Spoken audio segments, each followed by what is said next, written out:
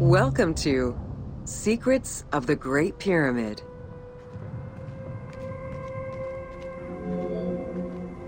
Built around 2550 BCE, the Great Pyramid of Giza is considered one of the most iconic structures of Egypt. It is the biggest of the pyramids and the only one of the 7 wonders of the ancient world still standing. The numbers associated to the Great Pyramid of Giza are impressive. A workforce of over 20,000 people, 6 million tons of stone, and 20 years of construction. It was a massive undertaking for a pharaoh's tomb.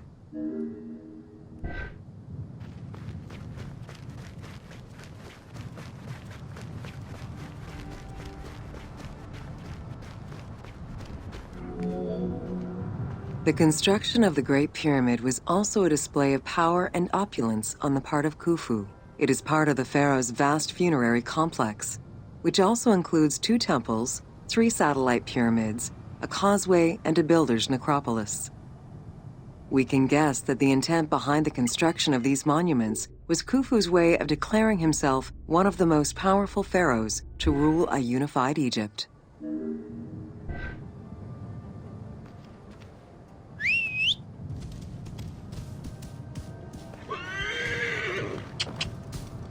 Whoa! New insights into engineering and ancient Egyptian culture are still being revealed over 4,500 years later. For example, a recently unearthed papyrus offers a glimpse into the life of a tradesman at the time of the pyramid's construction. Also, a logbook belonging to a team leader during the building gives details on the craftsmen, their work schedules, and the raw materials required.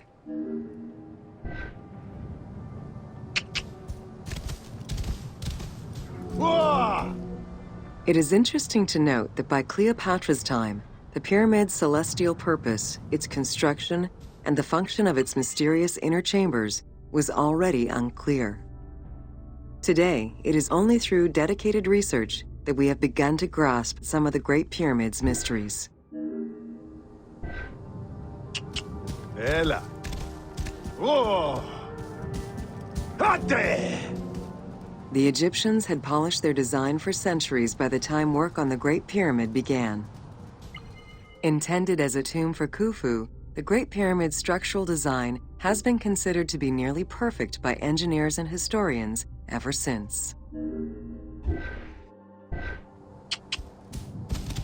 Whoa! Precisely oriented north-south to the 4 cardinal points of a compass, the length of each side of the Great Pyramid at its base was 230 meters, and its original height was 147 meters. The pyramid is a mere 0.05% error away from being a perfect square. Whoa! In order to achieve the shape of a true pyramid, the design required many considerations in the planning phases as well as precision during execution. It was especially critical that they control the angle of inclination on all sides at every stage of construction. Ela. Whoa! Materials for the Great Pyramid consisted of quarried limestone blocks, weighing between 2 to 15 tons each. The methods of moving these blocks into place is still debated by architects and Egyptologists. The precision of its design in an age with only soft metal tools, as well as the enormous scale of its construction, make the Great Pyramid one of the most impressive feats of human engineering.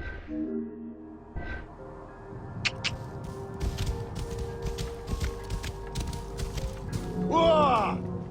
It's estimated that it took between 600,000 and 2 million blocks of stone to build the Great Pyramid.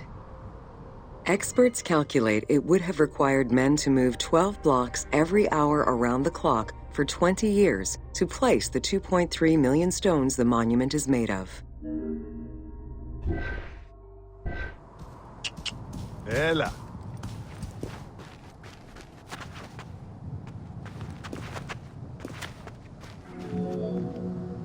While the interior chambers were built with red granite from Aswan, most of the pyramid was made from local limestone, weighing between 2 to 15 tons per block. There is debate on how the pyramid stones were moved into place. Recent research is exploring the idea that it was built around a large interior ramp.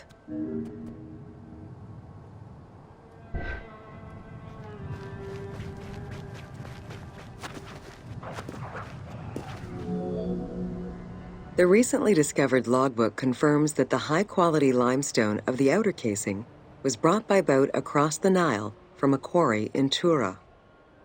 Once complete, the smooth white polished stone of the Great Pyramid would have reflected the sunlight like a beacon, earning it the name the Horizon of Khufu.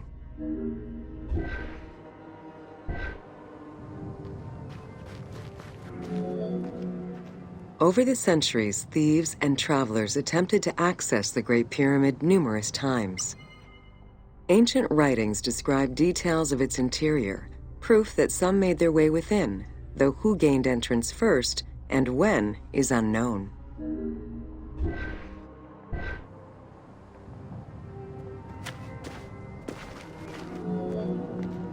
The main entrance of the Great Pyramid is located 17 meters above ground level. It faces north, likely in order to align with the North Star. Though the entrance passageway had been discovered in antiquity, any further access into the Great Pyramid was stopped by massive vertical slabs of rock. As such, present-day visitors to the pyramid must use the robber's entrance.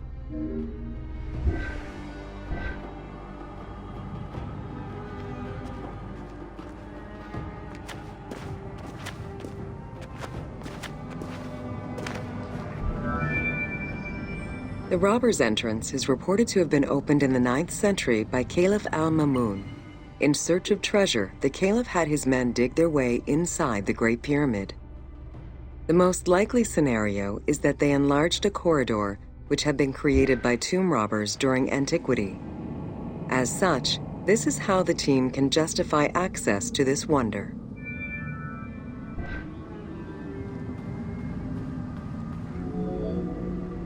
Attempts to gain entry to the Great Pyramid and uncover its potential secrets continued throughout the centuries. In the 19th century, the belief that another entry existed at the south side resulted in a hole being blasted into the pyramid's side, with no results for the damage that was done. While the search is still ongoing today to uncover more hidden rooms and passageways, conservation is the primary concern of all such efforts.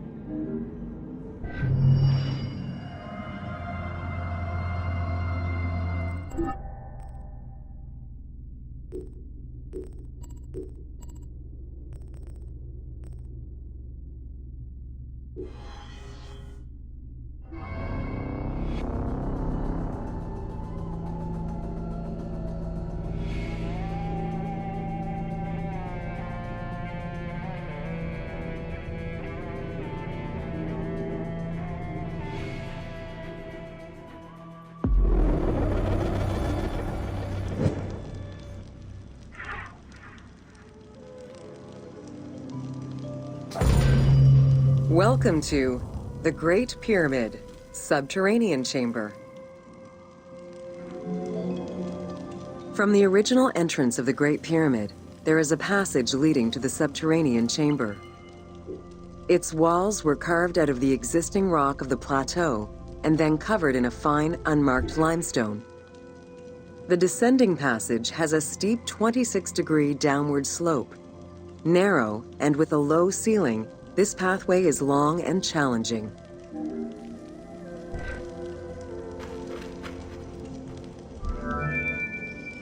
While the original passage was 145 meters long, the team reduced its length and made it both wider and higher. The main focus of the work in reproducing the location was centered upon preserving the unique claustrophobic environment of the Great Pyramid, while still allowing for a smooth game navigation.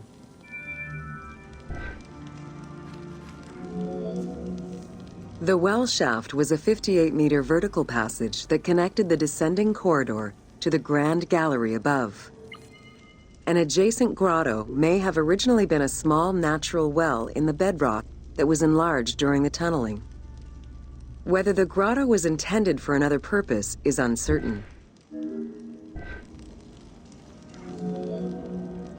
There is much speculation over the purpose of the well shaft. One theory is that the channel was cut or enlarged to supply air to workers in the descending passage. Another is that it was meant to provide an exit route once the work was done in the heart of the pyramid. Without the well shaft, workers would have been trapped inside forever when the Grand Gallery was sealed. The opening at the bottom of the well shaft was most likely sealed by exiting workers to camouflage the passageway.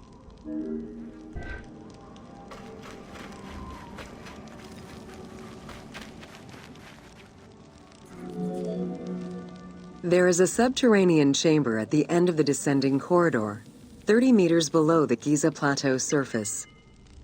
Dug directly into the bedrock, the space is wide with a ceiling 3 meters in height. Its floors and walls are rough and uneven, indicating that it was never completed. At the south end of the room, there is another narrow corridor, similar to the others, though it abruptly ends after roughly 20 meters.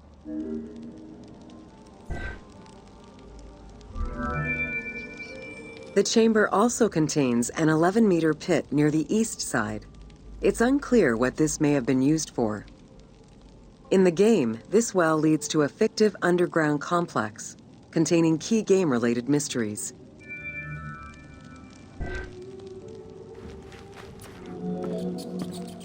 The Subterranean Chamber's original purpose remains a mystery. One popular theory is that it was originally meant to be Khufu's burial chamber, but the pharaoh changed his mind, preferring to be buried higher up in the pyramid, which would explain the chamber's unfinished state.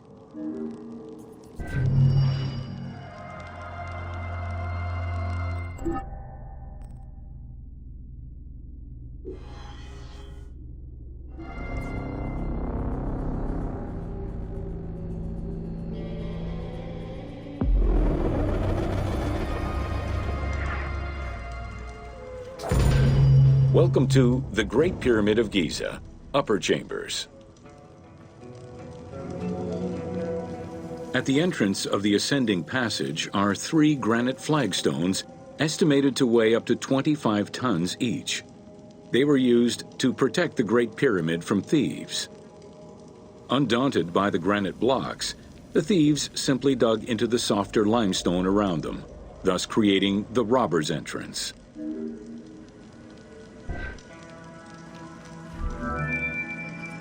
While in reality the robber's entrance is one single cavity which leads to both passages, in the game, the team created individual accesses to either passage. As such, in the game, one entrance leads to the ascending passage, while another leads to the descending passage.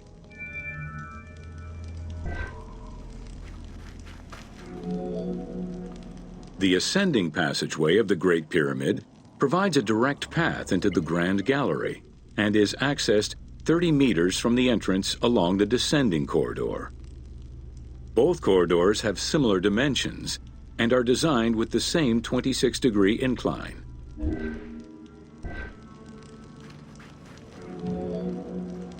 The ascending corridor has smooth masonry on its walls, and the layout includes many trapezoidal stones. Both the floor and ceiling of the passageway indicate that the passage was enlarged, possibly during or after the funeral, to allow workers room to move granite blocks meant to plug the corridor.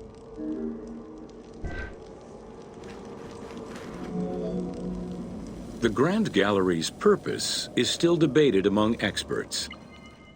It may have been intended to align with the stars, act as a buffer to protect the king's chamber, or simply to facilitate the transport of the granite blocks used inside the pyramid. Access to the Queen's chamber was at the beginning of the Grand Gallery.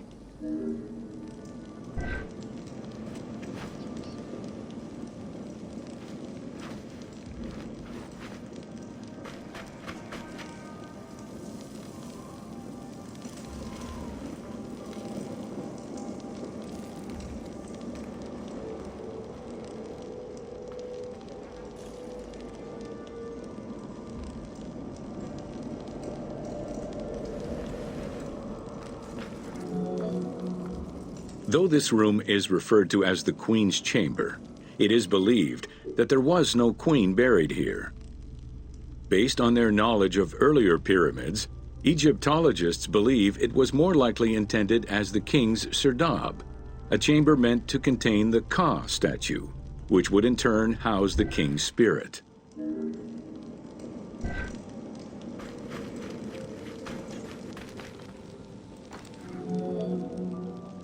Situated exactly within the pyramid's center, on the east-west axis of the pyramid, the chamber has a vaulted ceiling and measures 5.7 by 5.2 meters.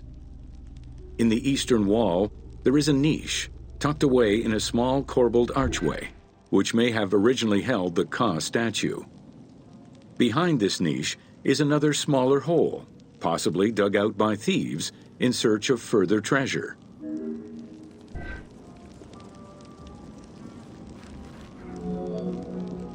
In the 19th century, two shafts were found running through the north and south walls. They each run in a horizontal line for 2 meters before sloping upward, and both are closed off with limestone blocks fitted with copper handles. Whether they were intended as ventilation shafts for workers or a celestial connection for the pharaoh's spirit is unconfirmed.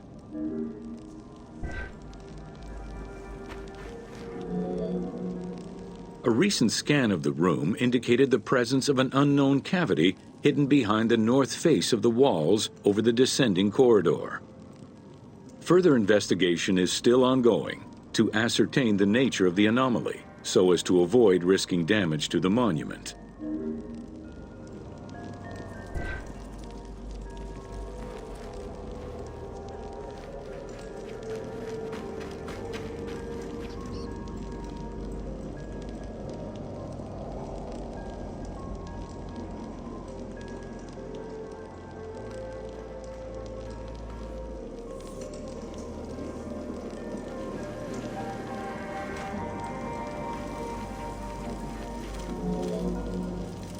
Khufu's architects were possibly influenced by earlier rhomboidal pyramids when designing the gallery.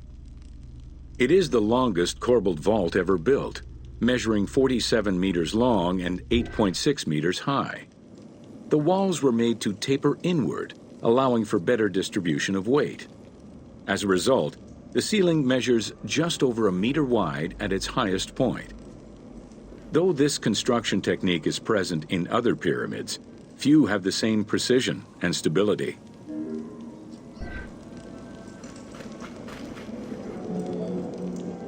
While the space is visually dramatic, the gallery seemed to serve a practical function, though what exactly remains uncertain. Still, the wall design was undoubtedly meant to contribute to the stability of the structure, and its floor may have helped workers move the materials. A channel runs along the middle of the room. A movable floor originally rested in this central recess. The raised benches on either side are equipped with slots that may have been used to help position the granite blocking stones.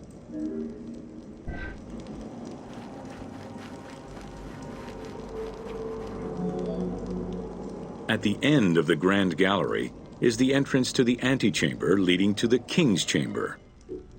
Directly above, there is another narrower horizontal passage that connects to the top of the King's Chamber and allowed the workers access to the weight relief rooms.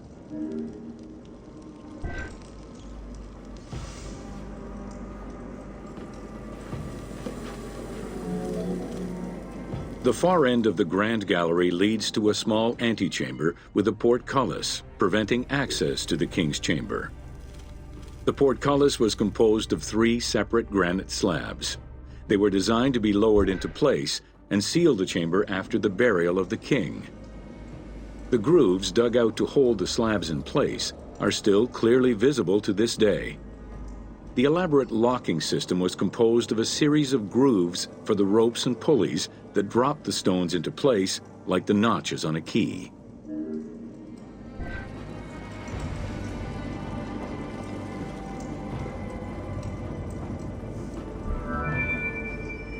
For the purposes of the game, the team elected to remove the portcullis slabs in order to grant the player access to the King's Chamber. In reality, workers would have backed out of the room after the funeral, lowering each slab into place behind them one at a time. Each of the 3 stones were smashed by looters centuries later, and evidence of their break-in is still evident.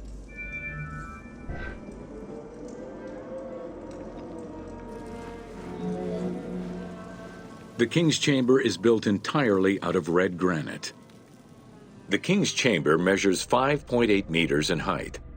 It has an imposing cover of 5 stacked levels above, with granite beams weighing 25 to 40 tons each.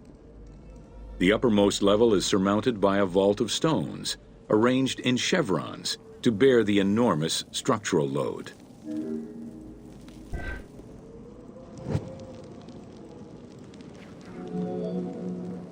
As in the Queen's Chamber, 2 shafts extend out from the room towards the north and south faces of the pyramid. They measure nearly 64 meters until they are blocked by copper-handled granite plugs. Some experts in the culture of the Old Kingdom believe that the shafts were thought to lead the king's soul to the stars, with the incarnation of the pharaoh as the god Ra, represented by the northern well, and the god Horus by the southern well.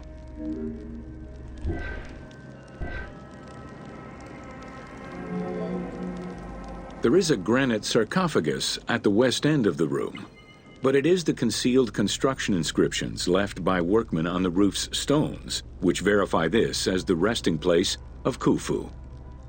The sarcophagus was recorded as being empty when it was discovered, and its design indicates that there was once a lid in place. It's possible that this sarcophagus is only a cenotaph in memory of the pharaoh, but was never actually meant to receive the body.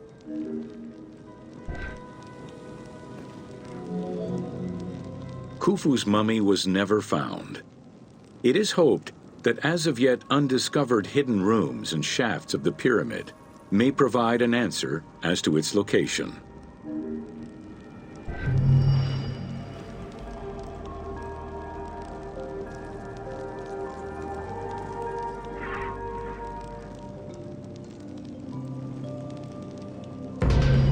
Welcome to Jean-Pierre Houdin's Theories.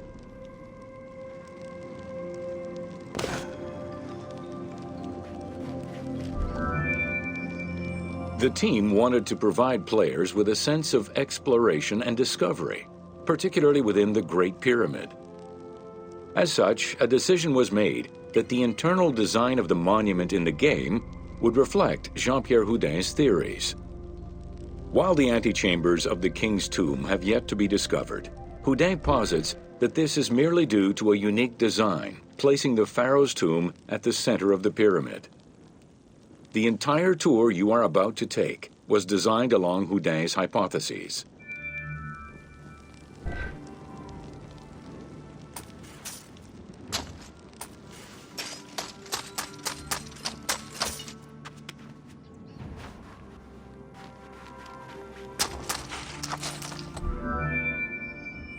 While respecting Houdin's hypothesis as to the general layout of the antechambers, the team wanted the contents to enhance the game experience.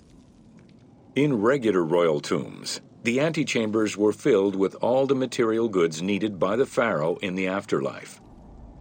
To support the feelings of discovery and awe, the art team created a unique and fantastical treasure in this second antechamber.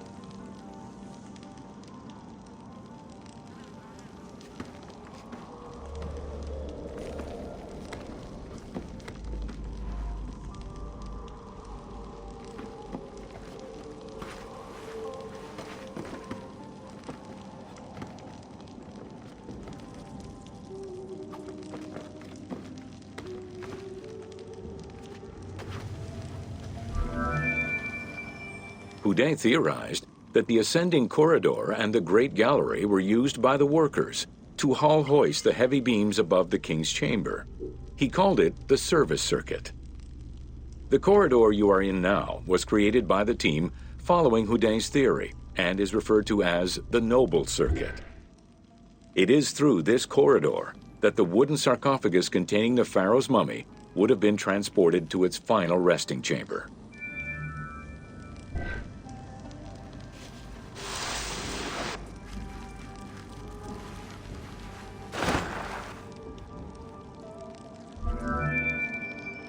With this structure in mind, one can easily assume that the pyramid's entrance would have been connected to the two antechambers.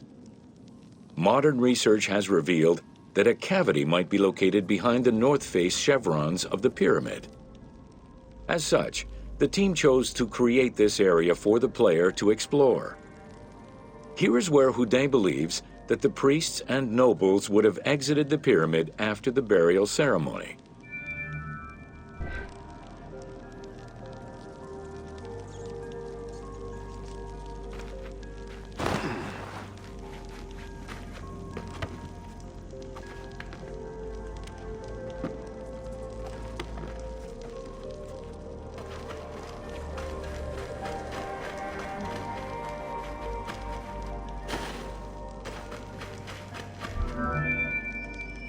Many theories regarding the construction of the Great Pyramid rely on the usage of external ramps.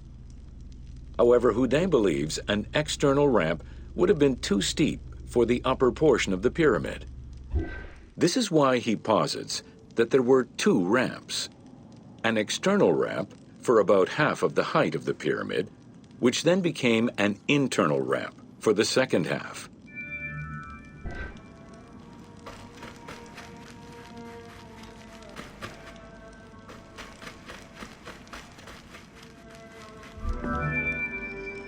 Houdet's theory states that this internal ramp followed the sides of the pyramid in an ascending spiral pattern. A notch discovered in the edge of the Great Pyramid, known as Bob's Room, seems to support this theory.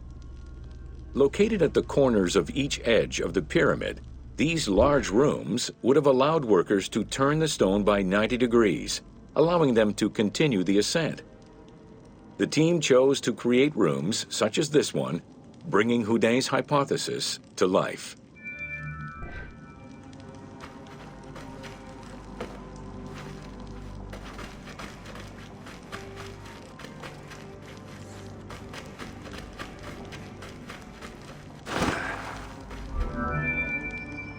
This long corridor was the first section of the ascending internal ramp. Through it, the blocks used to build the Great Pyramid would have been carefully moved upward and then turned at each edge of the pyramid in order to continue their ascent. Though the team only created the main ramp for the game, Houdet posits that this ramp had two levels, allowing workers to return safely to the bottom thanks to an additional corbelled upper section.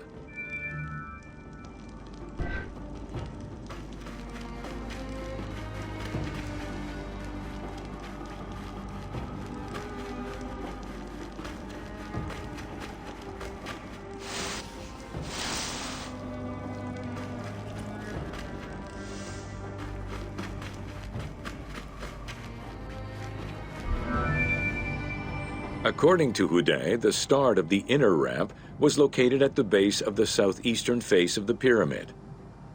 This location would have been the junction point of the external and internal ramps. Below us, workers would have built the lower part of the pyramid with the external ramp before eventually switching to the internal ramp for the middle and upper sections of the pyramid. At that time in the process, they could have reused the material of the external ramp to fill the center of the pyramid, hauling the stones in through the internal ramp.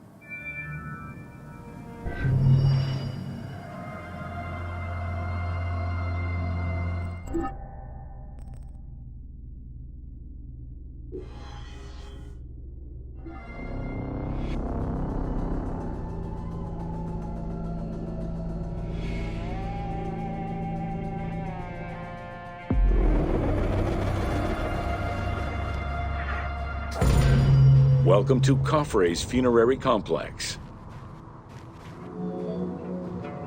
Since the very beginning of the 4th dynasty, mortuary temples were built adjacent to pyramids on the eastern side. Such a location, facing the rising sun, as well as the world of the living as a whole, held an important symbolic meaning, for it was within the mortuary temple that kings were revived through daily rituals.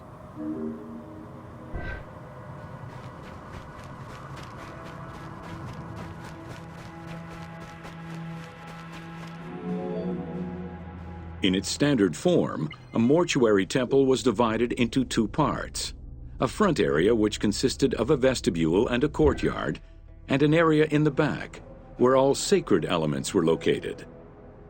The back of the temple incorporated several essential features, including an inner sanctuary with a false door, which allowed the soul of the pharaoh to travel between the world of the dead and the world of the living.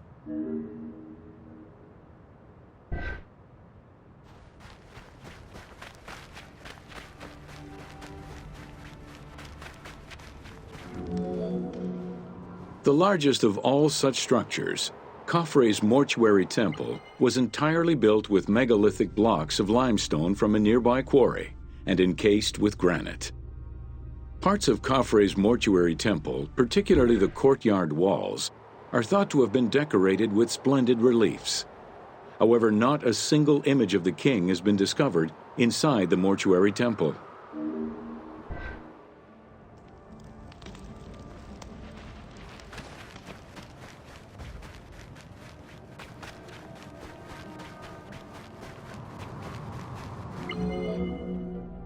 Khufu's direct successor, Jedefre, followed the custom which required each king to establish a new site for their funerary accommodation, and chose Abu Rawash as his last resting place. When the time came to build his own funerary complex, Coffrey, also one of Khufu's sons and the successor to Jedefre, broke with tradition and returned to Giza. Not only did Coffrey thumb his nose at tradition, but he did so in a way which he hoped would allow him to overshadow his father's most important monument.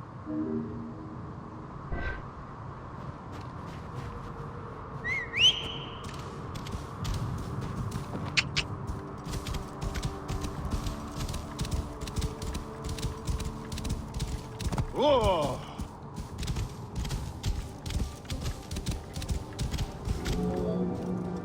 Though Coffrey's pyramid is smaller than Khufu's, it was cunningly built on a more elevated bedrock layer than the Great Pyramid, making it appear higher than any other pyramid at Giza.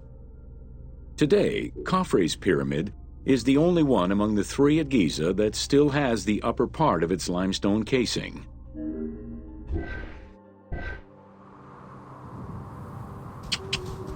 Whoa!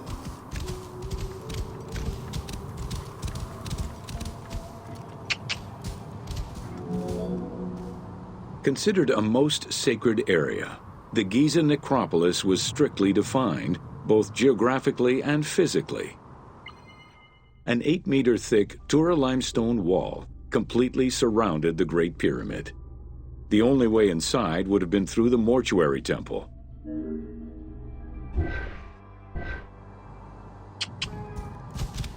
Whoa!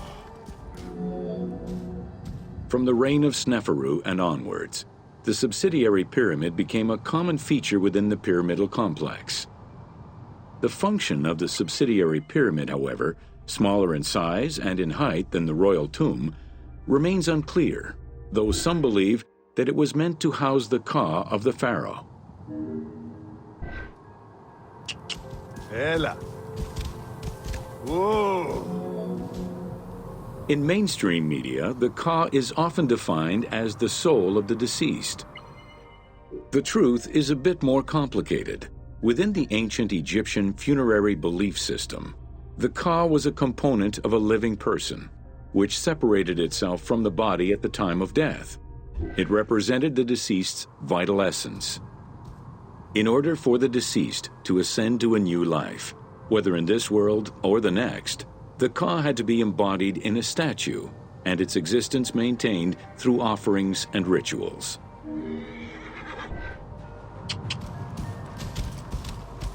Whoa!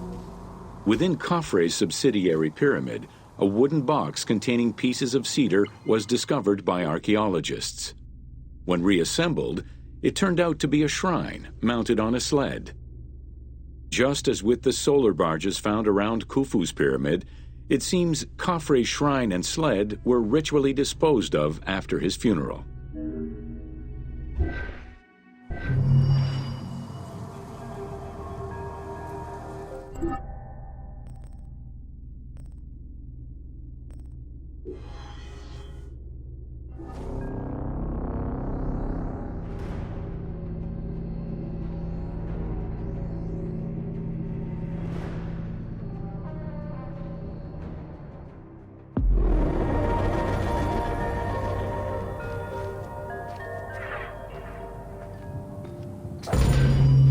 Welcome to Menkara's Funerary Complex.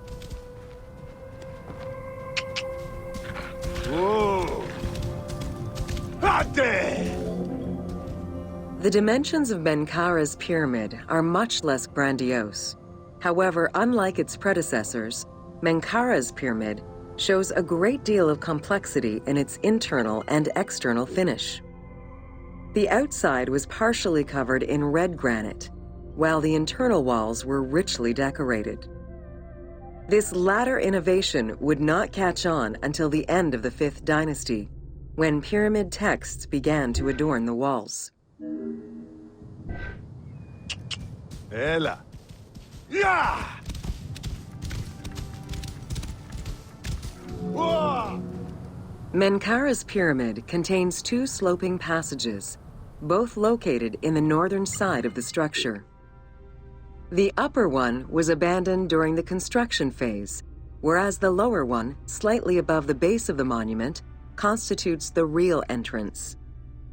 The lower passage leads to a first room, which, for the first time since the reign of Djoser, is decorated with engraved false doors.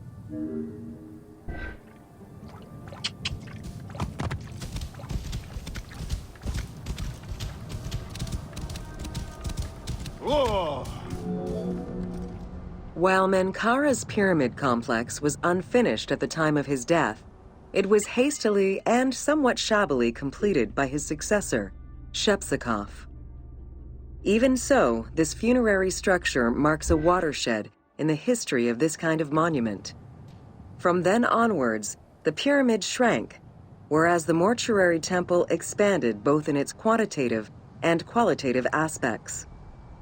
Of particular note, it is within Menkara's Mortuary Temple that one can find the heaviest block of limestone ever used for a pyramid complex, weighing in at over 200 tons. Ela! Whoa!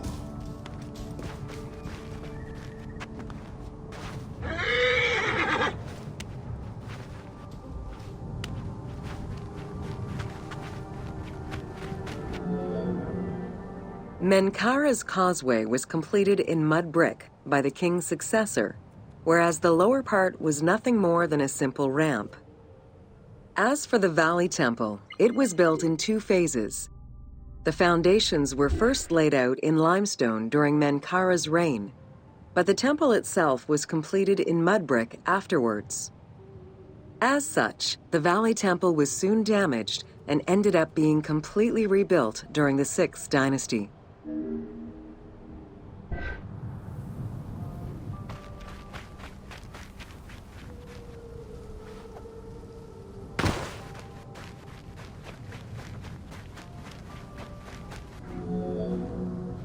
Three small structures, referred to as Menkara's Queen's Pyramids, were erected along the southern side of the main pyramid.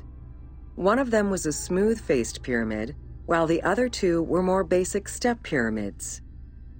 It is difficult to assess whether the latter were designed as such or were left unfinished with no casing to smooth out their surfaces.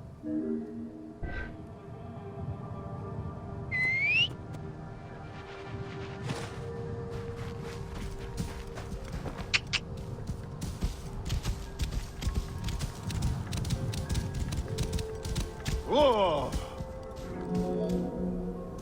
The easternmost pyramid was built with the traditional rooms and corridors found within a satellite pyramid meant to house the king's ka. However, a granite sarcophagus was found within, leading to the conclusion that it was used as an actual tomb rather than as a symbolic cenotaph. Drawing on these observations, some assume that this pyramid was first built as a satellite pyramid for the king's ka, before seeing its purpose change to that of a queen's tomb. Which queen, however, remains a mystery.